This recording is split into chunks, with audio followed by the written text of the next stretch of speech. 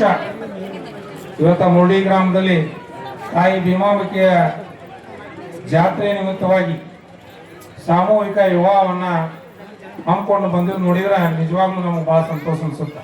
ಯಾಕಂದ್ರೆ ಈಗಿನ ತುಟಿ ಕಾಲದೊಳಗ ಒಂದು ಮದುವೆ ಮಾಡ್ಕೋಬೇಕಂದ್ರೆ ಕನಿಷ್ಠ ಕಡಿಮೆ ಬಡವದಂದ್ರೂ 2-3 ಲಕ್ಷ ರೂಪಾಯಿ ಬೇಕು.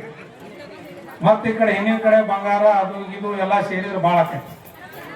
ಇವೆಲ್ಲವನ್ನ ಬಡವರಿಗೆ ಹೊರಿ ಆಗಬಾರ್ದು ಅಂತಕ್ಕಂಥ ಉದ್ದೇಶನ ಇಟ್ಕೊಂಡು ಇವತ್ತ ಈ ಜಾತ್ರೆಯ ನಿಮಿತ್ತವಾಗಿ ಇಂಥ ಒಂದು ಕಲ್ಯಾಣ ಕಾರ್ಯವನ್ನು ಹಮ್ಮಿಕೊಂಡಿರ್ತಕ್ಕಂಥ ಎಲ್ಲ ನಮ್ಮ ಮುರುಡಿ ಗ್ರಾಮದ ಗುರು ಹಿರಿಯರಿಗೆ ಮತ್ತೊಮ್ಮೆ ಅಭಿನಂದನೆಗಳನ್ನು ಸಲ್ಲಿಸಿ, ಅದು ವಿಶೇಷವಾಗಿ ಮುರುಡಿ ಗ್ರಾಮದೊಳಗ ವರ್ಷಕ್ಕೆ 2 ಸಲ ಇಲ್ಲಿ ಸಾಮೂಹಿಕ ವಿವಾಹ ಆಗ್ತಾವ. ಯಾಕಂದ್ರ ಅಂತ ಒಂದು ಪುಣ್ಯ ಗ್ರಾಮ, ಒಂದು ಶರಣ ಬಸವೇಶ್ವರ ಜಾತ್ರೆ ಮಾಡ್ತೀರಿ, ಒಂದು ಭೀಮಾಂಬಿಕೆ ಒಂದು ಜಾತ್ರೆ ಮಾಡ್ತೀರಿ. ಇದು ಇದ್ರ ಉದ್ದೇಶ ಏನಪ್ಪಾ ಅಂದ್ರೆ ಮುರುಡಿ ಗ್ರಾಮದ ಗುರು ಹಿರಿಯರ ಉದ್ದೇಶ ಅಂದ್ರೆ ಸುತ್ತಮುತ್ತಲು ಇರ್ತಕ್ಕಂಥ ಹಾಗೂ ಈ ಊರಿನಲ್ಲಿರ್ತಕ್ಕಂಥ ಬಡವರಿಗೆ ಇವತ್ತ ಕಲ್ಯಾಣ ಆಗ್ಲಿ, ಅವರಿಗೆ ಇಂಥ ಹೊರೆ ಆಗಬಾರ್ದು, ಮದುವೆ ಮಾಡೋದ್ರಿಂದ ಸಾಲ ಮಾಡಿ ಹೊರೆ ಆಗಬಾರ್ದು ಅಂತಕ್ಕಂಥ ಉದ್ದೇಶ, ಒಳ್ಳೆಯ ಒಂದು ಉದ್ದೇಶ ಇಟ್ಕೊಂಡು ಇಂಥ ಕಾರ್ಯವನ್ನ ಹಮ್ಮಿಕೊಂಡಿರ್ತಕ್ಕಂಥ ಗ್ರಾಮಸ್ಥರಿಗೆ ತಾಯಿ ಭೀಮಾಂಬಿಕೆ ದೇವಿ ಇನ್ನೂ ಒಂದು ಹೆಚ್ಚಿನ ಶಕ್ತಿಯನ್ನು ಕೊಡ್ಲಿ. ಈ ಭಾಗದ ಎಲ್ಲ ರೈತರಿಗೆ ಒಳ್ಳೆ ಬೆಳೆ ಮಳೆ, ಯಾರು ಬೋರ್ ಹಾಕಿಸ್ತಾರ ಅವ್ರಿಗೆ ನೀರು, ಏನು ಎಲೆಬೆಳ್ಳಿ ಏನೇನು ಬೆಳಿತೀರಿ ಎಲ್ಲವನ್ನು ಕೂಡ ಉಜ್ವಲವಾಗಲಿ, ಬೆಳೆಯುವಂತ ಆಶೀರ್ವಾದ ಮಾಡಲಿ ಅಂತ ತಿಳ್ಕೊಂಡು ತಾಯಿ ಭೀಮಾಂಬಿಕೆಯಲ್ಲಿ ಇವತ್ತ ನಮಸ್ಕರಿಸಿ ಈ ಕಾರ್ಯಕ್ರಮದಲ್ಲಿ ನನ್ನನ್ನು ಕರೆಸು ನಾಲ್ಕು ಮಾತನಾಡಲಿಕ್ಕೆ ಅವಕಾಶ ಮಾಡಿಕೊಟ್ಟಿರ್ತಕ್ಕಂಥ ಎಲ್ಲ ಹಿರಿಯರಿಗೆ ಹೊಂದಿಸಿ ನನ್ನ 2 ಮಾತು ಮುಗಿಸಿ ನಮಸ್ಕಾರ. ಅಪ್ಪ ಅವ್ರು ಮಾಡೋದ ನಂದು, ನಾವು ಅವರಿಂದ ಬಂದೀವಿ. ಇವರೆಲ್ಲರೂ ಏನಿದಾರೆ, ಇವ್ರು ಯಾರು ಅಂತರ್ಲೆ ಬಿದ್ದಿಲ್ಲ, ಹಿಂದ್ಲವ್ರಾತು ಮುಂದ್ಲವ್ರಾತು ಅಂತರ್ಲೆ ಬಿದ್ದಿಲ್ಲ. ತಾಯಿ ಗರ್ಭದಾಗಿದ್ದಾರೆ, ಅದನ್ನು ರಕ್ಷಣೆ ಮಾಡಿ ಬೆಳೆಸ್ಬೇಕಾದ್ರೆ ತಂದೆ ಆ 2 ಜೀವ ಒಂದು ಮಾರ್ಗವನ್ನು ತೋರಿಸ್ತಕ್ಕಂಥ ಸದ್ಗುರು ಬ್ರಹ್ಮ ವಿಷ್ಣು ಮಹೇಶ್ವರಿವರೇ.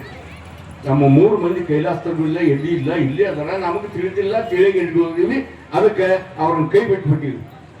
ಬೇಡ, ಎಲ್ಲರೂ ಅಪ್ಪ ಅವನ ಜೋಪಾನ ಮಾಡಬೇಕು ಅಂತ ತಿಳ್ಕೊಂಡು ಭೀಮಮ್ಮನ ಮುಂದೆ ಇದ್ದವರು ಇಲ್ದವ್ರು ಶಿವ ಇನ್ನು ಕರ್ಕೊಂಬರ್ಬೇಕು, ಅವ್ರು ಹೂ ಇವಾಗ ಕೊಟ್ಟು ಇಲ್ಲ, ಇದ್ದವ್ರಿನದಲ್ಲಿ ಅಪ್ಪ ಅವನ ಗಟ್ಟಿಗೆ ನಾವು ಜೋಪಾನ ಮಾಡ್ತೀವಿ ಅಂತ ಭೀಮಮ್ಮ ನಿನ್ನ ಭಾವದ ಸಾಕ್ಷಿಯಾಗಿ ನಾವು ಮಾಡ್ತೀವಿ ಅಂತ ಅಲ್ಲಿ ಪ್ರಮಾಣ ಮಾಡಬೇಕು. ಸ್ವಾಭಿಮಾನ ಮತ್ತು ಛಲ ಶಕ್ತಿ ಇರಬೇಕಾಗುತ್ತೆ. ನಾನು ಯಾಕೆ ಹೇಳ್ತೇನೆ ಅಂದ್ರೆ, ನಾನು ಕೂಡ ಮದುವೆ ಆದ್ರೆ 1 ಗ್ರಾಮ ಬಂಗಾರನೂ ತಗೊಂಡಿಲ್ಲ, 1 ರೂಪಾಯಿನ ವರದಕ್ಷಿಣೆ ತಗೊಂಡಿಲ್ಲ. 1 ಗ್ರಾಮ ಬೀಗರ ಹಾಕ್ತೀವಿ ಅಂದ್ರೆ 2 ತೊಲಿ ಬಂಗಾರ ಹಾಕ್ತೀವಿ ಅಂದ್ರೆ 82ನೇ ಇಸ್ವಿಗೆ 2 ತೊಲಿ ಬಂಗಾರ ಹಾಕ್ತೀನಿ ಅಂತಂದ್ರು ಯಾವುದು ಬೇಡ ಅಂತ ಹೇಳಿ ನಾನೇನು ತಗೊಳ್ಬೋದು ಅಂತ ಹೇಳಿ ಏನೇನು ಮುಟ್ಟಿದಿಲ್ಲ. ಆದ್ರಿಂದ ಅಂಥ ಒಂದು ಛಲ ನಿಮ್ಮಲ್ಲಿ ಕೂಡ ಬಂದಾಗ ನೀವು ಉನ್ನತ ಮಟ್ಟಕ್ಕೆ ಏರ್ತೀರಿ ಅನ್ನೋ ಮಾತನ್ನ ಈ ಸಂದರ್ಭದಲ್ಲಿ ಹೇಳಿ ಬಯಸ್ತೀನಿ. ಆ ಭೀಮಾಂಬಿಕೆ ದೇವಿಯ ಆಶೀರ್ವಾದ ಯಾವತ್ತೂ ಕೂಡ ನಿಮ್ಮ ಮೇಲೆ, ಇಬ್ಬರು ದಂಪತಿಗಳ ಮೇಲೆ ಇರಲಿ. ಆ ತಾಯಿ ಆಶೀರ್ವಾದದಿಂದ ನೀವು ಕೂಡ ಆಯುರ ಆರೋಗ್ಯ ಸಿರಿ ಸಂಪತ್ತನ್ನ ಕಾಣಲಿ ಅಂತ ಹೇಳಿ ನಾನು ಆ ದೇವಿಯಲ್ಲಿ ಪ್ರಾರ್ಥನೆಯನ್ನು ಮಾಡಿ ನಾನು ಮತ್ತೆ ಈ ಚಿಕ್ಕನಾಳಕ್ಕೆ ಹೋಗ್ಬೇಕು. ಅಲ್ಲಿನೂ ಕೂಡ ಸಾಮೂಹಿಕ ಆ ಕಾರ್ಯಕ್ರಮದಲ್ಲಿ ಭಾಗವಹಿಸಬೇಕು. ಆದ್ದರಿಂದ ಇವತ್ತು ನೀವು ನನ್ನನ್ನು ಇಲ್ಲಿ ಕರೆದು ಈ ಸಂದರ್ಭದಲ್ಲಿ